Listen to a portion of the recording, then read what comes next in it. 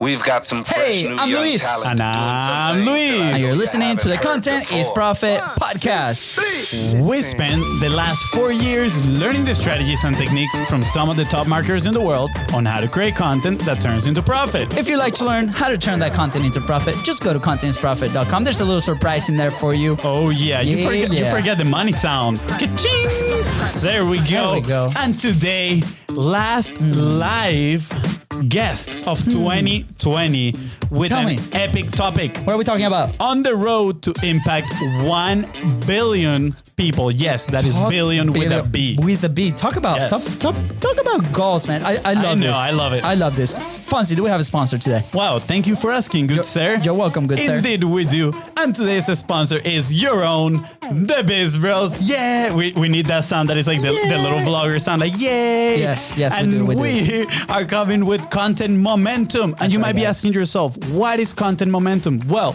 if you produce long-form content just like this one that you're listening to or watching, and you want That's to turn right. it into value-packed, bite-sized assets, so then you can share it in social media and amplify your contribution. Again, Let's go. not amplify the noise, but amplify your contribution. Then we want to help you out. Please reach out at BizBrosCo on Facebook, on Instagram. Let's do it. So juicy, so good. Guys, go ahead and subscribe. Smash that subscribe button so you know when those episodes are dropping on your phone every Tuesday, Thursdays, and Saturdays. And go ahead and follow us on social media at BizBrosCo. That is right. And if you find this episode impactful, you know what to do. Don't forget to share it and leave a 5-star review. Thank you. Last guest of 2020, and today's guest is not only in the Cool Kids Club. Some might even say that he is a legendary content creator, and we agree.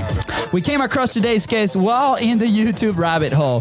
The recommended video was how to get 10,000 Instagram followers per week. We immediately thought clickbait. Definitely clickbait. But we still clicked on it and watched the entire 49 minutes and 4 seconds of that video. Yes, to this day, we don't know what type of sorcery that was, but his way of teaching and sharing his knowledge got thousands, if not millions of people's attention.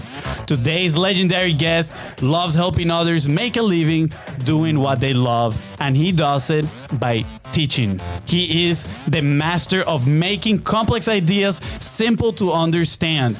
And just in case you cannot tell right now, I am fangirling pretty hard right now. Let's add some more heat to that hype. Today's guest is a winner of the Emmy Individual Achievement in Art Direction. He is an international keynote speaker, and he has launched 2 7-figure businesses. He is a podcast host of The Future Without an E and the author of Pocket Full of Dough. And in case you are not pumped up yet, his mission is to teach 1 billion people how to make a living doing what they love.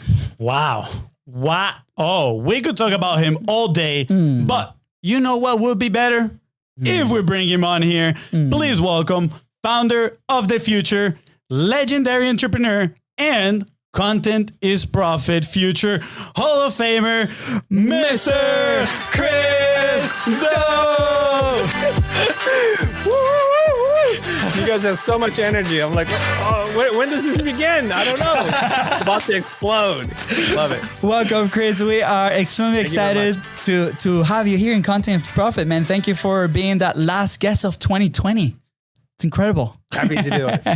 Yeah, I was thinking this morning, what a way to say goodbye to the Content is Profit year with Chris Doe in here. So thank you. So before we started the interview, you know, Chris is like, who's who? And you know, we now for those watching, we're, you know, matching right now a purple t-shirt. So that was definitely on purpose to confuse him. You know, clearly I'm Fonzie. So Fonzie is a sexy voice with the beard over here, and we're good to go. So dude, Chris, why don't you share a little bit of your story? Like how do you get to this point where you're like, your mission is teach 1 billion people? You know, you just reached 1 million subscribers on YouTube. Congrats. I know that might be just a vanity number, but it does mean a lot. There's a lot of people that sync with your message, with what you teach, and you're helping thousands of people, you know, reach out those amazing goals. So how do you get there? Like where's that start?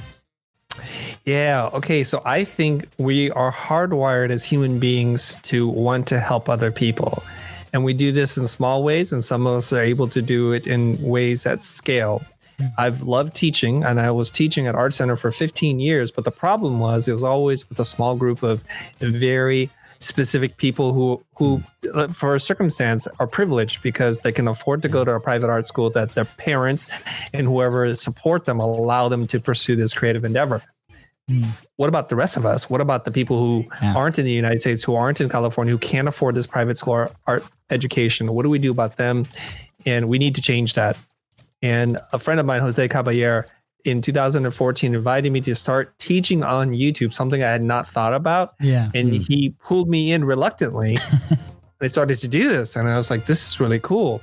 And you start to see the messages and the comments start to stream in a little bit at the beginning, just one message every other day, 2 messages, something like that.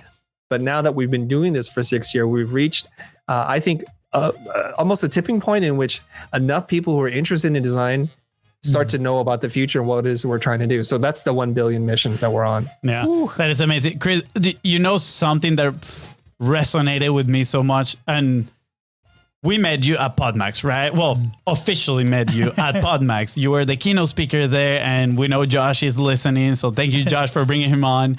And you mentioned that you started your publishing journey at the young age of 42, right? And I was like, wow. First of all, he looks like 25. So I was very confused. But then I was like, that is incredible, because so many people think they are already late to the game, right? I personally thought that I am 28 right now. When we started Biz Bros was about 5 years ago. And I let 4 years pass. And this year, when we started publishing again, I was like, I'm late. I thought I was late. And when I heard your story, that was so empowering. What made you, right? Like, I know your friend dragged you over, but what made you finally click and say, you know what, I'm going to continue to do this for 6 years instead of doing it once and saying, you know what, I'm late to the game? Yeah. Before I answer that question, I do want to say something. I'm going to try to do my best Marlon Brando voice here. You made me an offer I can't refuse. That was perfect. You can come in and you just sit here like a dummy. You don't have to say anything. You don't have to do anything, and I'll take care of the rest. Now, he had experience doing many live streams and shows. He's an extroverted person. He likes to talk. He's very quick with his thinking. And so I felt very safe to sit there. And in the first couple of shows, I don't say anything. Where it connects, where it resonates, and where it becomes its own thing is I start to discover I have this voice. I hate my own voice for a long time. But when I mean, like, I discover my own voice and that I have something to say, I have a unique set of experiences, Liam Neeson's, a unique set of skills. Yeah. And I can help people. And I have the experience in teaching and running a business, and it's time for me to get out of my own way, my own issues with self-awareness, self-confidence, self-esteem. I had to push those aside and say, you know what? I'm here to try to help people. And if this is helping people, then I'll continue to do this. And so far, I'm continually encouraged by the people who tune in to say, this is transformative. This has gotten me out of a dark place. I wanted to quit design. My boss was abusive. I was working in a toxic work environment. I didn't know what the next steps were. And you opened the door for me. Wow. And I got to tell you, that human nature of like trying to help people, when you hear things like that, how could you stop? Yeah, it does get addicting. And, personally, like Fonzie mentioned, like we've started the company about 5 years ago. We started as a sticker company and then t-shirt company. And then we transitioned to social media management because we were trying to figure out how to sell these things. And we never really started publishing the show, for example, till March when COVID hit, right? We were told by our coaches, we were told by the people that we invested with, like, you guys have to publish every single day. Like, what are you guys doing? And we're actually selling a service that allow our clients to do that, but we're not doing it ourselves. And it took like this crazy experience that was very painful personally, because we lost about 80% of our business to kickstart this publishing, right?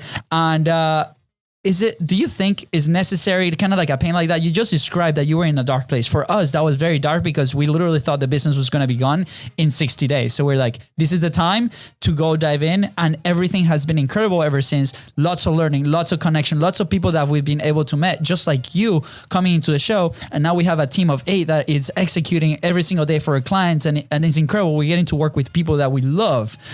Now, is it necessary for people to actually touch that dark place to be able to react and start creating, start teaching, and start creating that impact for other people?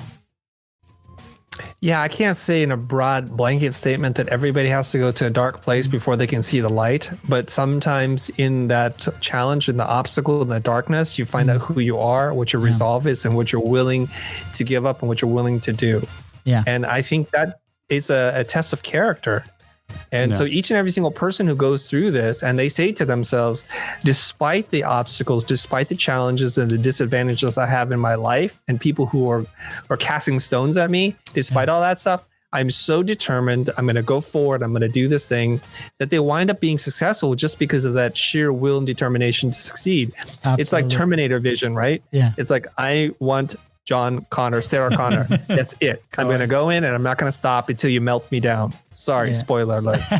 Just, yeah. I gotta add here. I love the movie references, first of all. And I do have a selfish question that I want to wait for the end of the show to ask. But I'm curious because you had that person that was support for you, that he said, sit here, don't say anything.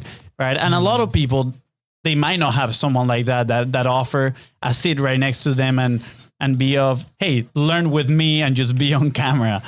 How can they get started? How can they say, I mean, last episode, we have someone say, just do, right? Which we think it's amazing advice. But I'm curious, because a lot of people have those limiting beliefs, right? That they hold them and it's very difficult to just do sometimes. So what would you tell these people? Okay. Misery loves company. So if you're going to be miserable, invite somebody else to be miserable with you and just do it together. And you both can suck. You don't have to have a mentor that's professional and that's good. It's like, okay, I don't know what I'm doing, but I feel safer. Think about this. If you go to a party and you know no one, that's why you have a wing person, a wingman, a wing woman who comes with you. So it's like, no matter what, you'll be lost together. Yeah. And it's a lot less daunting. It's a lot less intimidating. Same thing as if you're lost in the wilderness, it sucks to be out there by yourself. Yeah. So just having one other person. Now, here's another one. Tom Hanks in the movie, I think it's the one where Castaway. Yeah. He's by himself and he's going to lose his mind. So he makes an imaginary friend called Wilson. He's like, Wilson. Wow. And so he talks to it. And that Wilson ball is the thing that keeps him sane. So that's one thing that you can do. Another thing I'm going to recommend that people do is if you really want to be an engaging, dynamic, charismatic person on camera, study people who are engaging, dynamic, and great on camera. Who are these people? I like to look at stand-up comedians, how they own the stage. They're kind of naked on stage, not literally, but it's just except them telling if it's stories. Bert. I think it's Bert that he has a Netflix show and he's like shirtless. I mean, except him, just saying. Yeah. Some people do that. I saw that one. So you study comedians and stand-up comics and see what they do, and you adopt different mannerisms. Like my wife, she was like, "What are you doing?" And I'm trying to retell their sets, their jokes and their bits in the way that they say it, how they walk on stage, right? If I can do that, then some of that is then that person becoming my unofficial teacher. Wow. That's how I learn. That's impressive. So you do go around the house kind of like impersonating these comedians, and are you repeating their jokes or are you adding your own things while you're trying to teach to other people while doing this? That's a great question. The first rule in learning something is just to copy. And people skip over that process. And this happens all the time. Like my two children, I have two boys. One of them aspires to be a designer and is an artist. And I'll say, okay, here's how you do this thing. Here's how you do this drawing. He's like, no, I got it, Dad. So he wants to skip over the foundation of the hard work, the repetition, the practice, and the exercise. So my recommendation for you is first, just try to copy, try to imitate, try to get close to that. So the cadence, the story, the inflection, holding like that pregnant pause before you kind of have the release. Yeah. Just do that like they do it first. And by doing that over and over again, you can't help but then to filter some of that through your own way of doing things. And it starts to become your own unique style. Yeah. I'm not telling those jokes on camera. I'm just doing that for practice so that I can see what it feels like to be able to land and deliver a story or a joke. Yeah. That's the idea. Chris, you're gonna see us tonight in front of the TV, just walking around saying the jokes that we find on Netflix. Yeah, Chris, just so you know, like quick parenthesis here, like in the last like legit 20 episodes, people have been saying that I'm kind of funny, and my wife doesn't believe me. So now you're just giving me permission to go and be funny in the house. So I might be scared that she's actually gonna kick me out of the house. So I hope you have room in there in the future studios, and so I can come hang out. No, but all jokes aside, I love that lesson. And it's something that a lot of people skip, not only on publishing, but also like in their businesses, right? Like they just want to get to that instant gratification very quickly. And you know, that happened to us in the first like couple of years. We're like total bro marketer, right? We want the Lambo, right? And it was the need, it was the greed, and it was that was the seed that got us started. And then as we started our journey, that continually, like that completely evolved and changed. And now the mission is completely different. Could not be further from that, right? So thank you for that lesson, because if we have to put in place those things that are working and then start morphing it into what works for us, right? That's why we do the show together. Yeah. And I wanted to add something to what you said that I think is so important. I don't want people to miss it out, right? You said first copy, start copying. And there's this book that we read. It's called A Technique for Producing Ideas. It's a book of like 20 pages. It's absolutely amazing. It was written by a copywriter. His last name is Webb. I don't remember the first name, but he goes and he said, it is key that you obviously are very knowledgeable in your field, and then you start learning on the general field of things. And then you're going to start tying those ideas, and that's how you create new ideas. And I think it's the same exact thing with the process that you're saying, right? Because you are very knowledgeable on what you want to say and how you want to deliver it in a way. But now by practicing and copying what these comedians are doing, you have a way to tie those two together and deliver something totally new that is unique to yourself. 100%. And I want to echo what you just said. If you think about your human body, like I have fingers, I have hands, I have toes, but I have one spine. And the spine is what is able to keep the structure, this bag of flesh and water together. And that spine is like your area of focus, your expertise, your practice, your discipline, your vocation, your profession, whatever it is. Have that one really strong structure so that you can hang the rest of who you are on. So for me, and for a lot of people who are probably listening or watching this, it's you have to find that thing. For me, it was graphic design, and more specifically, typography. So at the end of the day, if you cut me, if you strip me of all that I have, I could still say I'm going to design with type better than a lot of people.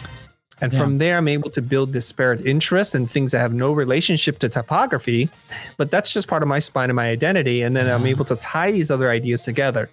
Over time, the spine grows really strong. It grows really broad. So there are many things that you can talk about. So now I talk a lot about pricing strategy, about negotiations, about communication, and just mindset stuff. Yeah. But it was built on that one essential trunk. Yeah. I love this because especially like producing content, like we since we started, we tried every single one, and just this show has been the one spine, I feel like, for us, not only to, you know, reach audiences, to share with people, connect. It has been amazing in so many levels, right? And it has become that spine, and it continues to evolve. But what we've seen also that happened to us was everybody wants to start very broad, right? So what is your advice to when they're like, that is the way, like the way is to start broad and then go to, what is your advice? How do people should start, like, how do they identify that spine?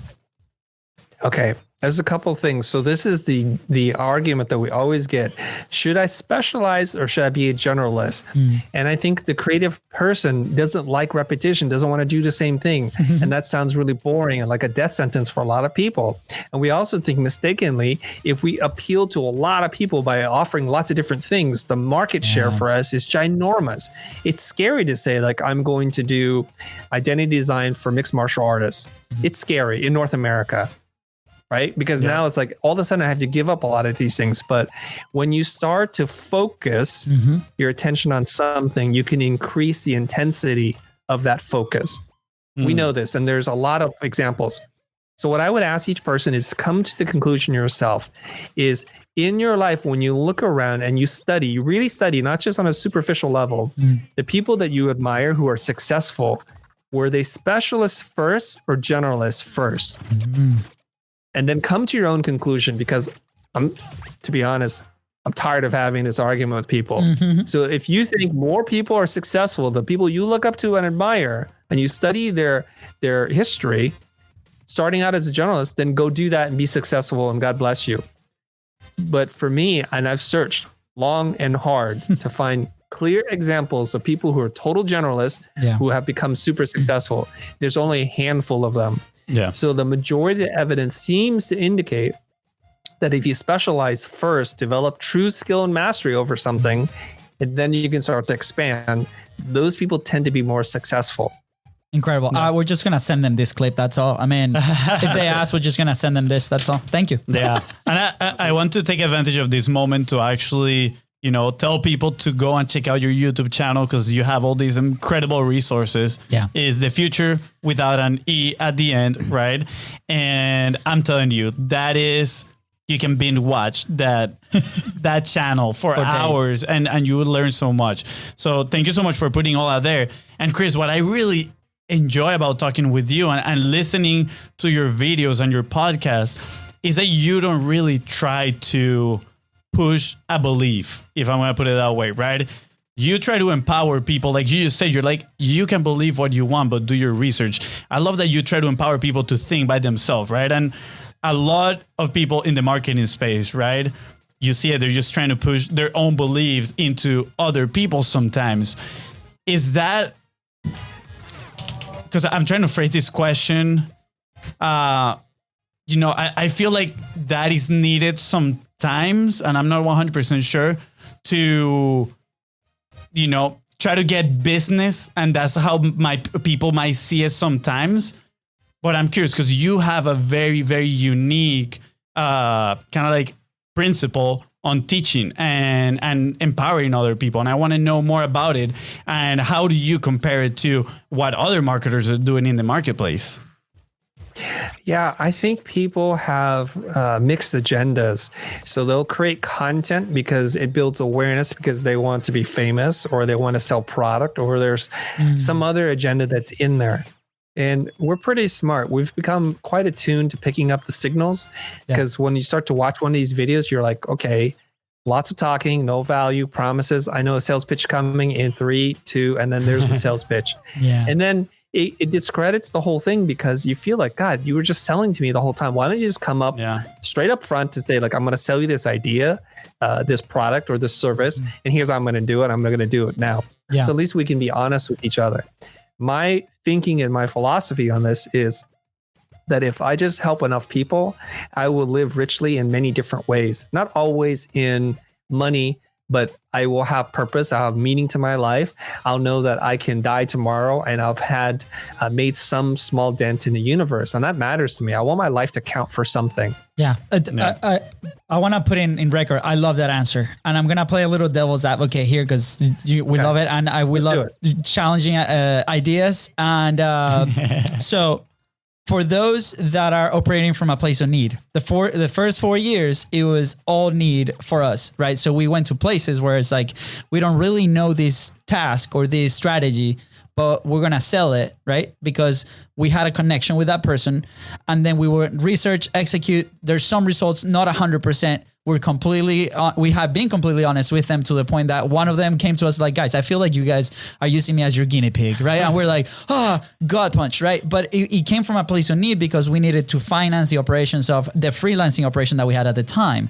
So to those, right, you just mentioned, I can live richly in many different ways. We now see it, because now we are not in a place of need, thank God, knocking on wood, right? But for those that are in that place of need, that are struggling to get that traction, and it's like, man, they're publishing, they're executing, like they might not be sleeping, they might not be eating well. Like, what is your advice there? Okay. I have a lot of advice there, but I'm just curious, like, where the counterpunch or the argument is happening. I'm not sure I understand it. Thank you. So it's like, okay, for those that are in the place of need, because I would have probably asked, okay, I just need to go and sell, because if I don't sell, I will starve, basically.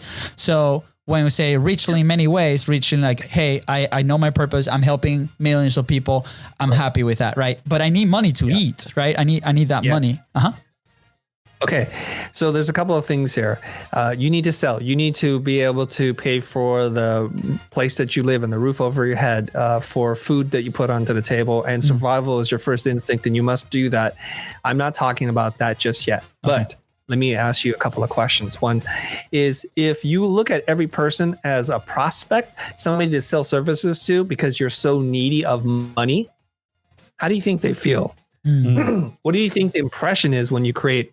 So I find that people who try to sell, who try to close, who have a very clear agenda that they're not really trying to help me, I get it pushes me away.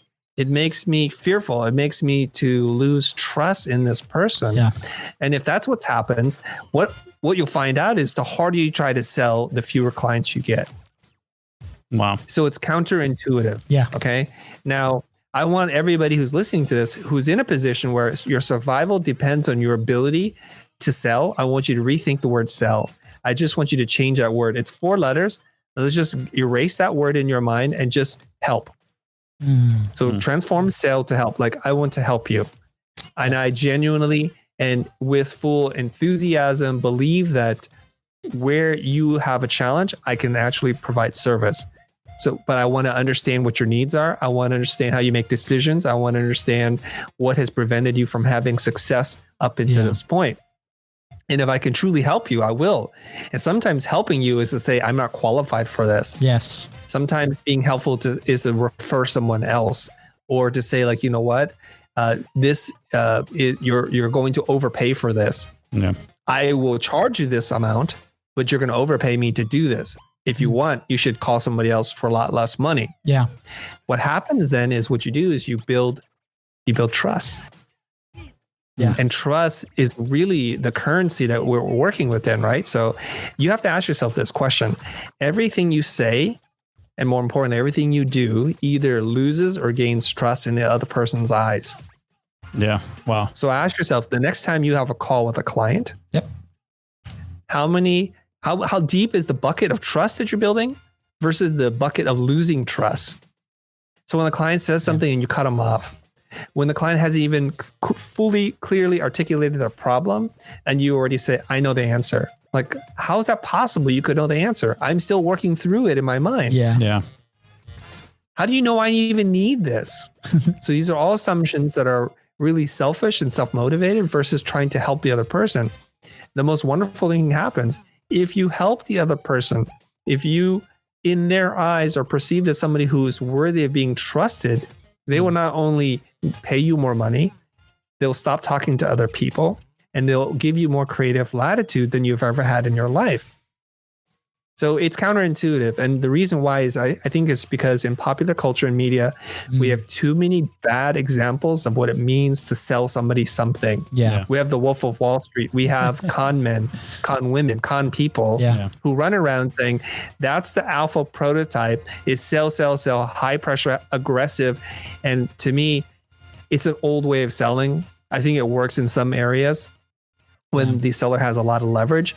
But in most cases for creative people, it's really ineffective. Yeah. Now, I'd love to hear from your audience, if you're tuning in live, to say, I use high pressure sales techniques and they work for me. Yeah, please, I'd love to hear from you. Yeah, put them in the comments. We would love to hear it. Thank you, Chris. Yeah, absolutely. You know, personally, when we changed that, when we changed that perspective, that's when everything clicked, right? Because it got to a point where it shifted. We're like, we're done. Like, this is not what it does. I used to work in the fitness industry, so a lot of those studios use that pressure for, you know, we're trying to convince people that that's the solution that they need. Well, they don't even want it, right? Like they just went through this crazy workout and then they're dying, sweating, you know, lower pressure, and then we're trying to sell $159 membership. No, so that, like, personally, that was my inflection point. Like, there has to be a better way, and that's when we started implementing those things. So I appreciate your input. Yeah, there, man. I appreciate it. We had a guest here called George O'Brien that he said something that day that really resonated. He said, instead of competing for getting clients, right, compete on who can serve them the best. And I think that right there is what makes actually a good sale, right? Because you know, like, hey, I'm coming here with the best intentions because I know for a fact that I can really help you. Like you just said, right? Change that word sell from help. And I know what I do can add value to you. But I think, whether that sale goes through or not, the people cannot attach themselves to that sale. I feel like when you're attached yourself to that sale, whether it happens or not, right? And if your mood or anything depends on that is when you start losing and you start letting those sales control you. And I wanted to point this out because you said, think of your actions as whether you're gaining or losing trust with people. And I love that because in one of the videos that I saw from you, you were talking about this binary decision, right? Talking about, is this going to add to my life or subtract from my life? Is it going to be positive or negative? And I'm very curious, do you see everything in life in those kind of like binary lenses, whether I gain or I lose? That's a really, really good question. And the honest answer is no. I do not see things as binary.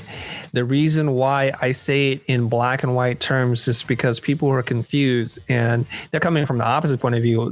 They lack clarity and focus. So everything seems viable to them and they have no system to measure whether or not they should pursue option A, B, C, or D. And so all of them look good. And so for them, it's many shades of gray. So like at the beginning of the show, you said, I help people by simplifying things. So what I have to do is I have to simplify it to a point in which it's going to hurt me or it's going to help me.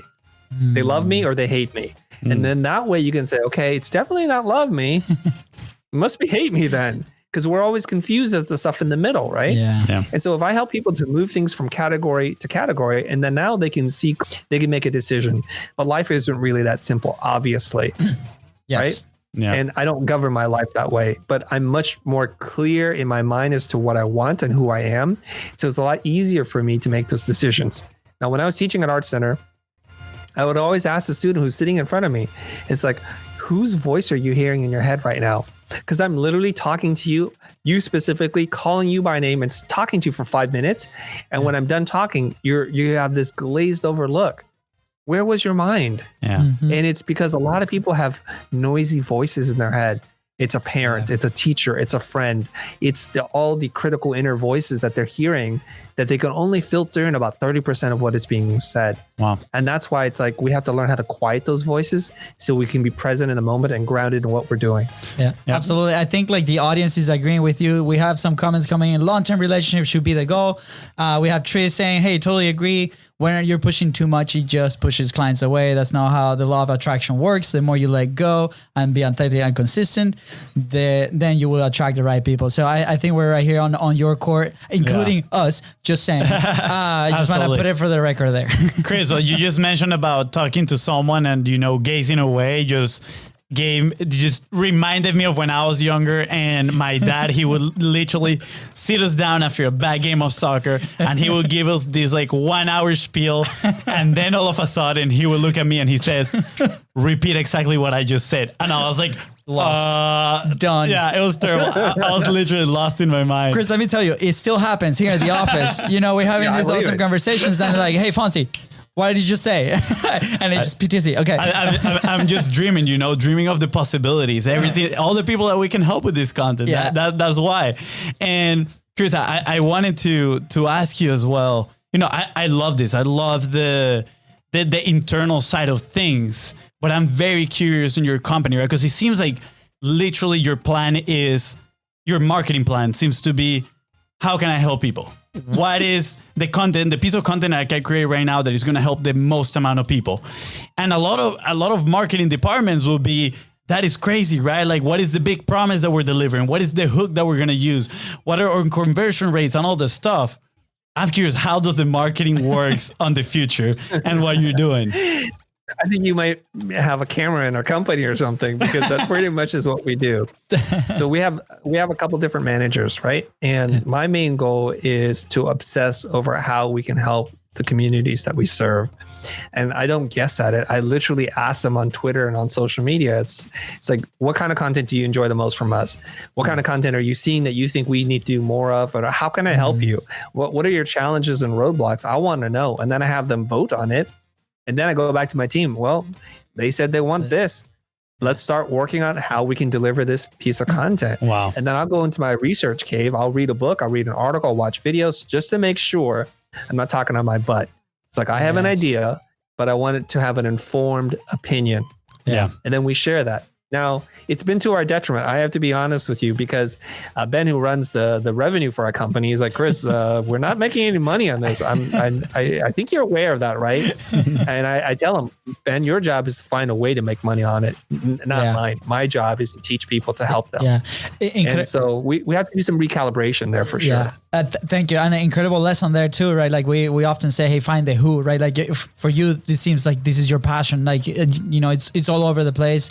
You're the guy that's in front of the camera, right? And then you found that who that is like, your job is to figure out how to make that happen. And, you know, for the longest time we were freelancers playing. And as we started the businesses, right? Like we need to wear some different hats here and there, right? But this is so important because the second we found that who that started to implement on the service side of things, on the product, they elevated that so much more. And then it gave us room to do this 3 times a week, which we absolutely love. So I just don't want that lesson to like being overseen either. And thank you for the insight on the company. Now, you know, we just might copy it. Yeah, that's the new framework for our marketing plan over here now.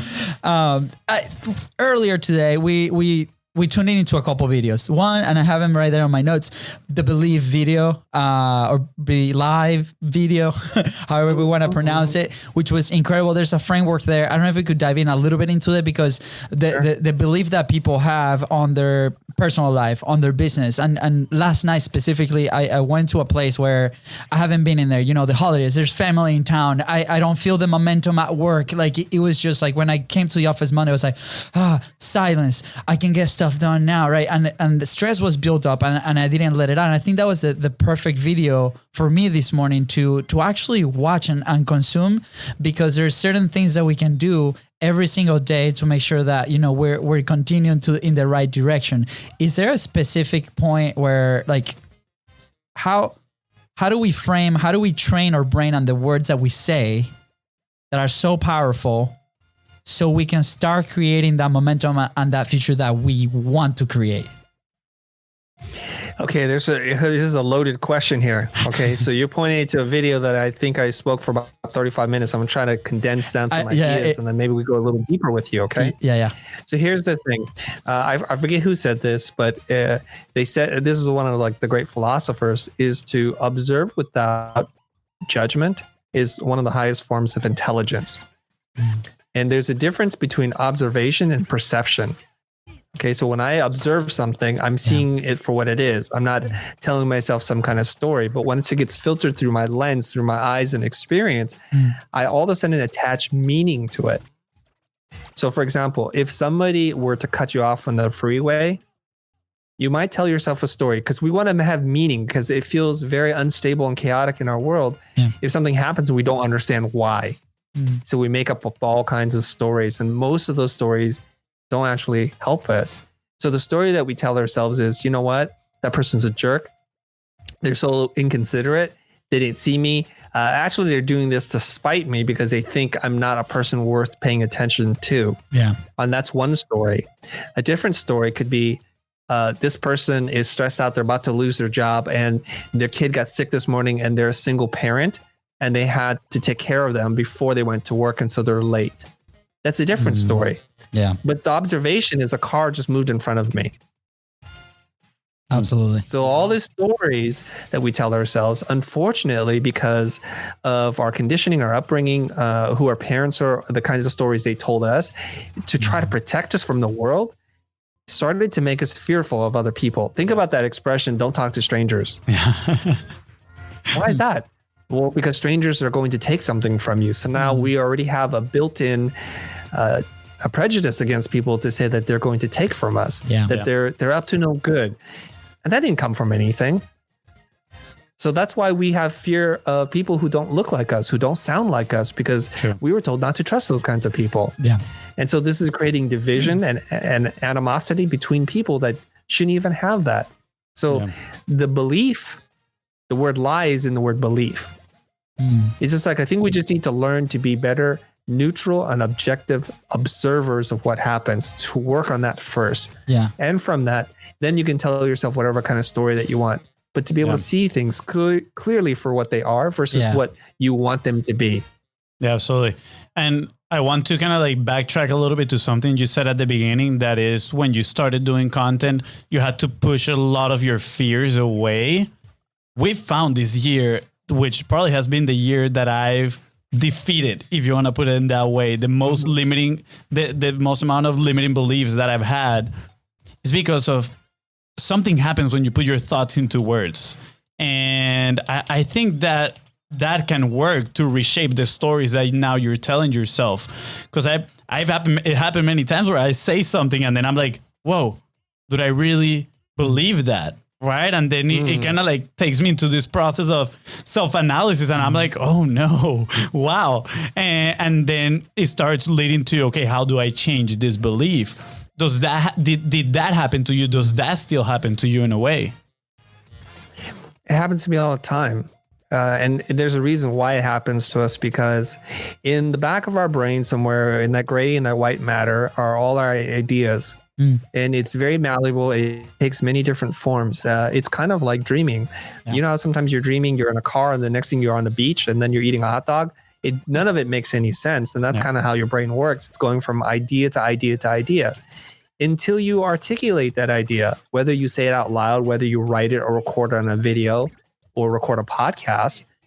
You really are not committed to that idea at all. That's why David C. Baker talks about this in his book, The Business of Expertise. He says you gain clarity through articulation. So when you say something, you then become aware of what it is that you actually think. Yeah. This is where it's helpful to have dialogue with people. Yeah. And one of the best ways to do this is through school or teaching.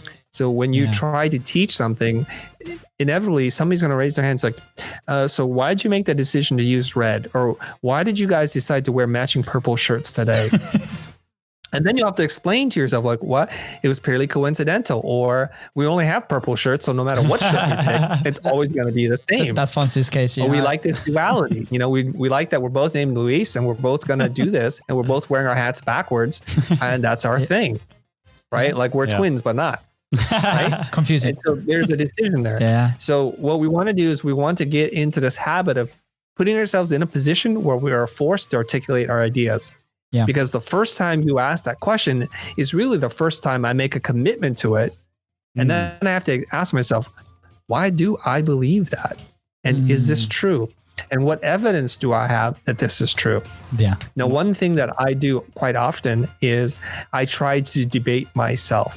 If I have an idea, like if I'm wounded because somebody said something, if I feel hurt or feel jealous or whatever emotion I'm going through, I have to ask myself, is this a valid response based on the objective information that's presented before us?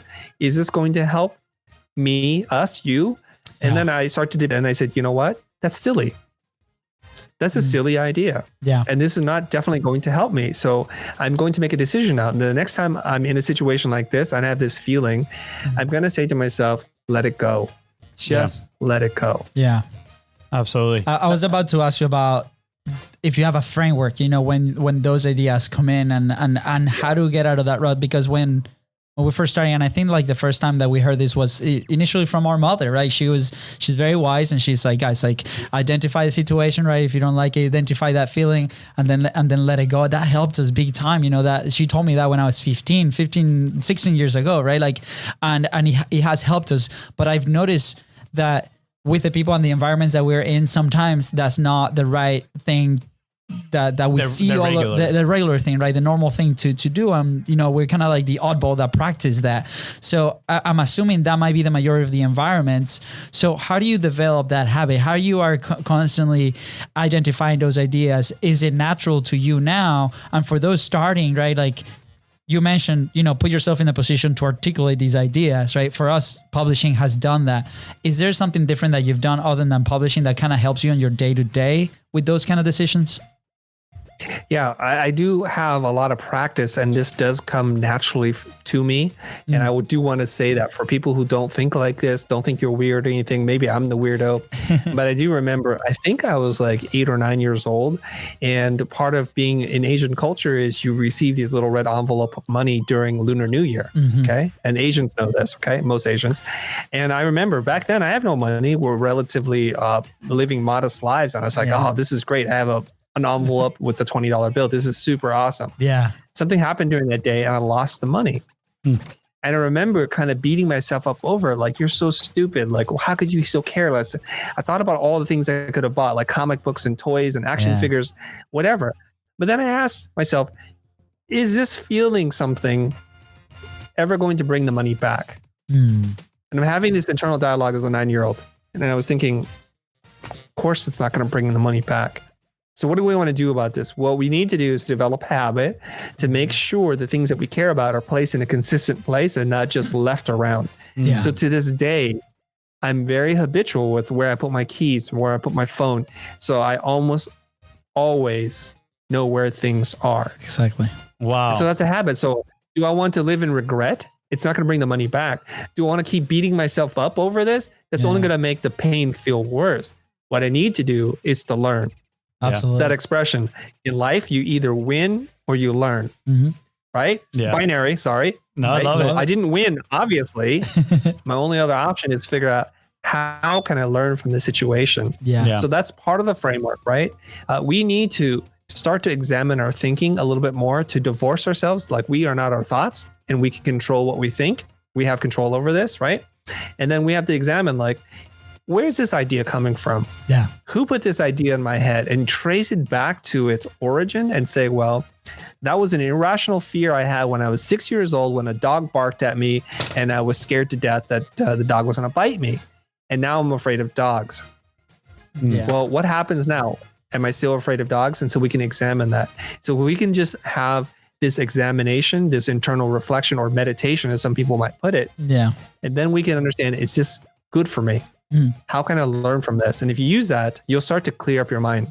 Yeah. Yeah. Wow, that is amazing. I can tell you definitely have. Golden boulder. Hold on. Yeah. No, that's not it. This one. Bam. Okay. There we go. That's like a golden nugget. Oh, way bigger. So, Chris, I can tell you definitely take responsibility of your life, right? And that's a trait that we have seen, obviously, on pretty much every successful people. They have this inner locus of control where they look inwards when they have a problem, right? On how do I learn about this? Like you said, I love that. Either I win or I learn. And I think a lot of people, they need that moment where their awareness opens up and they can see that they're in control of everything. And I personally think this little segment that you just did right here can be that moment where it opens their awareness to say, wow, everything is in my control and I can do everything in my power to move forward. And what you just mentioned reminds me also the saying of Hal Elrod, the Miracle Morning. He says, he has a tattoo actually that says, can't change it. And he says he allows himself to feel those feelings for like 5 minutes, right? Whether that is rage, sadness, whatever it is, anger. And then after that, he's like, can't change it. Now, what can I do, right? What can I do to move forward? So thank you so much for that framework. I really hope, I know I'm going to start using it and try to put my own framework together with what you just shared with us. Chris, I'm just going to throw this. Can I add something before you ask another question? Yeah, absolutely. I want to clarify. You're not in control of everything. You're not. You're only in control of the things that you can control. Yep. So there's a serenity prayer. It goes something like this: to have God grant me the serenity to accept the things that I can't change, to have the courage to change the things that I can, and the wisdom to know the difference. Now, there are things that are going to happen to you. If you work for somebody and you get laid off, you can't control that. Yeah. You can control how you react, how you respond. Absolutely. So let's examine that for a second. So somebody lets you go, and it's tough times right now, right? If you work in an industry that's in collapsing and in decline, you're going to get let go. It's what's going to happen because they can't afford you anymore. You can go home and you can say, how do I want to respond or react to this? Yeah. Your reaction might be, this sucks. It's so unfair. They're disloyal. I've given them the best of me. Nobody will ever hire me again. I'm too old. I'm too young. I don't have enough skills. And then you could sit there and like a pig, you can wallow in that mud. Yeah. It can drag you down. Yeah. Because I think human nature also loves that negative feeling. It makes us feel alive in a very dark way. Or you could say, you know what? It's time I moved on. They were loyal to me for as long as I could, and they're going through their own challenges. And this is an industry that hasn't learned to adapt. Putting 2 more years into this is only going to make me 2 years less viable in the marketplace. This was an opportunity in disguise. I have to work at finding the opportunity. Well, you know, there was that other business I always wanted to launch, never got to. There were the 10 books that I promised myself I should have read 5 years ago and I haven't read. Yeah. There's relationships I need to repair. I've neglected them because of work. Yeah. I got to rekindle that. So there's a lot of different things that you can do if you can control how you react to things or how you respond. That's where the power is. Love it. I want to actually tie content to what you just said, because a lot of the times people, you know, they see the metrics. I didn't get that many views and immediately they quit. You don't control, right? What we're talking right now, you don't control whether other people see it or not. But what you have in your control is, am I going to show up consistently?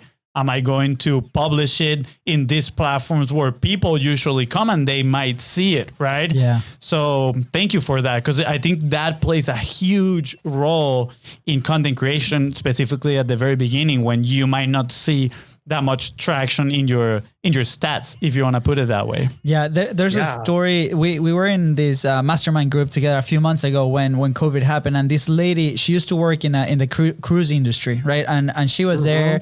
I saw her for a couple of weeks, and you know, she was just quiet. She was not participating much.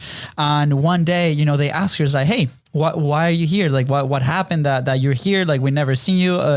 You never show that entrepreneurial spirit before, right? Like, you were in play." And she's like, "Look, my industry is closed right now. They let me go. I had to move in with my parents, and then I realized one day I woke up and my parents is like, what are you doing? Like, what's going on? Like, kind of like batching her because she got let go because of this crazy situation that's happening in the world. And she turned around, she's like, "Hey guys, stop. I appreciate your thoughts, but as of today, I'm self-employed," right? And just a change in perspective there, where it's like, I'm actually gonna go and find and learn, and I'm starting to implement. To me, that caused a great impression that day, and it kind of ties on to what you just shared. It's like, okay, how can we change that perspective and move forward wherever we are? And it's crazy. I'm looking at the clock and I'm like, oh, the time just flew by. I thought we were just talking for like 30 minutes. And there's definitely more stuff like, how do you charge more? I mean, that's crazy. A lot of people, I know that's one of the things that you do with the creatives. And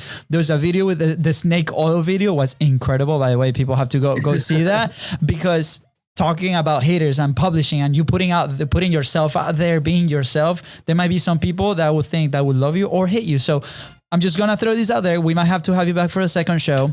But before we go, there's two quick questions, right? And one is for somebody that's kind of like starting up on the publishing journey or their business. That's normally the people that we've been connect. What is your number one advice? And this might be, let's keep it as simple as possible, because I know that we could potentially, spend another hour just talking about this. But it's like, yeah, that's a big question. That is a big question. But somebody, let's get super specific. Somebody that's publishing, the only way to publishing is kind of what we call the minimum viable content, which is your Facebook Live, something without friction, 5 minutes a day, right? And they're trying to sell a service to a group of people, right? What will be something that they can start doing to get that momentum continuously? And I feel that if they implement everything that we talked about, they can. But what is like your golden nugget, right? Or golden boulder? For them to get into the content game? Yeah. Yeah. Okay. All right. I'm going to recommend to most people first, before you do anything, have an informed opinion, because there are too many people who are throwing around uninformed opinions. I just don't need another one to contribute to misinformation.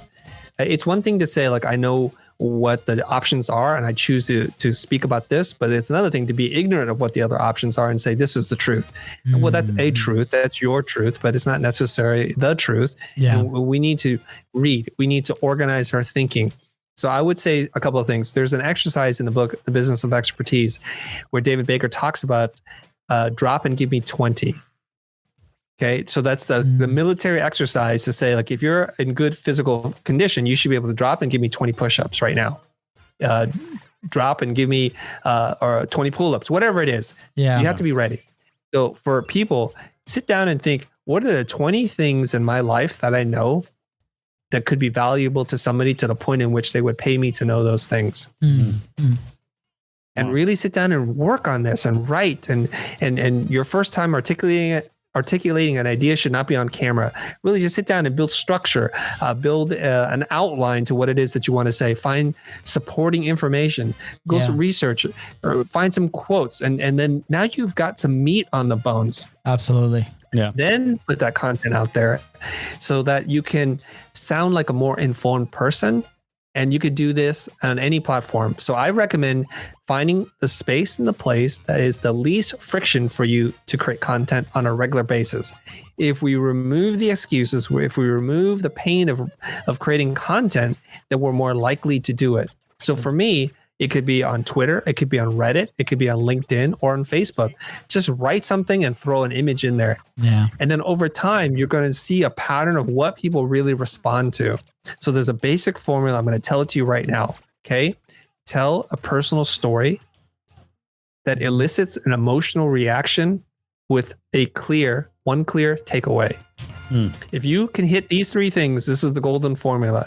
Why does it need to be a personal story? Well, if this is a story that you read, then we feel like other people have already shared that. Yeah. I get that. So it should be a personal story. Like, how did this impact you? How did you experience this story?